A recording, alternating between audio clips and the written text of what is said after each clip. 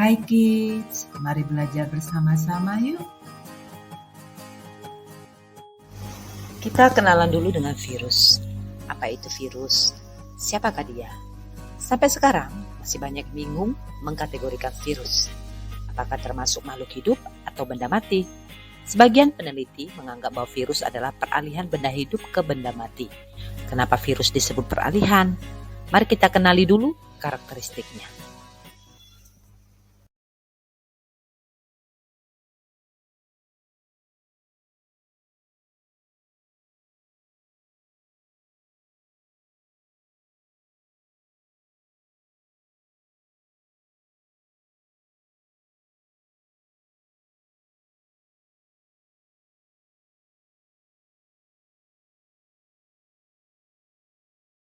Yang pertama, virus bersifat aselular, maka disebut benda mati.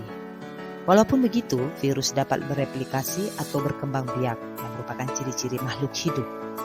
Virus hanya dapat bereplikasi apabila menempel pada sel inangnya, yaitu makhluk hidup. Makanya virus bersifat parasit intraseluler obligat. Maksudnya, virus adalah mikroorganisme parasit yang tidak dapat bereproduksi di luar inang, sehingga virus memaksa inang untuk membantu reproduksi sel virus. Bentuk virus sendiri pasti sudah tahu, kamu tidak akan dapat melihat virus secara langsung. Polihedral tidak bersampul, 20 polihedral yang bersampul hingga bentuk tersebut. Perbedaan bentuk virus ditentukan oleh kapsuler. Apabila manusia memiliki virus ada kapsa dalam selnya, virus hanya memiliki satu jenis asam nukleat. Meskipun memiliki bentuk yang berbeda-beda, tapi struktur penyusun tubuh virus hampir sama. Sebuah partikel virus atau virion terdiri dari materi genetik yang tersusun dari satu jenis asam nukleat DNA atau RNA. Asam nukleat sendiri dibungkus oleh selubung protein yang disebut sebagai kapsid. Selain dua komponen utama tersebut, beberapa jenis virus memiliki bagian-bagian lain. Kita ambil contoh, virus yang menyerang bakteri yang dikenal sebagai bakteriofag. Struktur tubuh bakteriofag terdiri dari bagian kepala yang terdiri dari kepala yang tersusun dari asam nukleat dan kapsid. Kemudian terdapat leher, ekor, dan terdapat serabut sebagai reseptor sekaligus alat melekatkan diri ke sel inang. Virus merupakan parasit intraseluler obligat yang menggunakan sel inang. Hal ini terjadi karena virus tidak memiliki sistem enzim dan tidak dapat melakukan metabolisme. Sehingga untuk melaksanakan aktivitas hidupnya, mereka harus menginfeksi sel inang.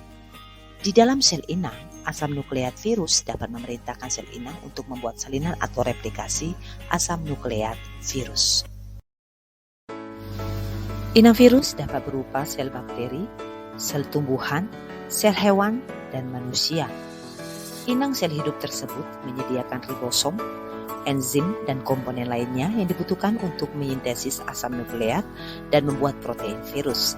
Pada dasarnya, cara reproduksi virus yang menyerang sel bakteri hampir sama dengan virus yang menyerang sel tumbuhan dan sel hewan. Tahap-tahap yang dilakukan selama propilerasi adalah absorpsi atau fase penempelan pada sel inang, infeksi atau fase memasukkan asam nukleat, sintesis atau fase pembentukan, perakitan analisis atau fase pemisahan sel inang. Berdasarkan tahap-tahapan tersebut, maka dapat dibedakan reproduksi pada virus menjadi daun litik dan daun isolinik.